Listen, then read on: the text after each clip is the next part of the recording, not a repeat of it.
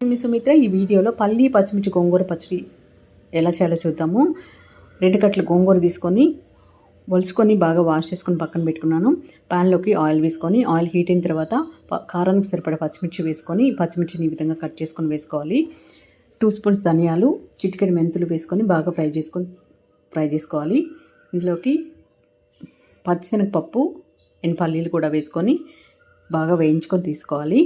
ఇవన్నీ వేయించుకున్న తర్వాత అదే ప్యాన్లోకి వాష్ చేసి పెట్టుకున్న గోంగూర కూడా వేసుకొని గోంగూరను కూడా బాగా ఉడికించుకొని తీసుకోవాలి.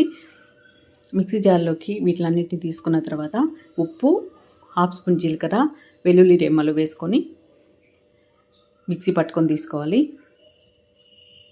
అదే ప్యాన్లోకి ఆయిల్ వేసుకొని పోపు వేసుకుందాము. పోపు కోసం ఆయిల్ వేసుకొని ఆవాలు, జీలకర్ర, పచ్చిశనగపప్పు, ఎండుమిర్చి, కరివేపాకు వేసుకొని ఇవన్నీ వేగిన తర్వాత ముందుగా ప్రిపేర్ చేసి పెట్టుకున్న పచ్చడి వేసుకొని కలుపుకొని స్టవ్ ఆపేసుకొని సర్వ్ చేసుకుంటే ఎంతో టేస్టీ అయిన పల్లి పచ్చిమిర్చి గోంగూర పచ్చడి రెడీ అయిపోయింది. చాలా బాగుంటుందండి రైస్లోకి. తప్పకుండా ట్రై చేసి టేస్ట్ చేసి ఎలా వచ్చిందో కామెంట్ సెక్షన్లో తెలియజేయడం మాత్రం మర్చిపోద్దు. లైక్ చేయండి, షేర్ చేయండి, సబ్స్క్రైబ్ చేసుకోండి. Thanks for watching.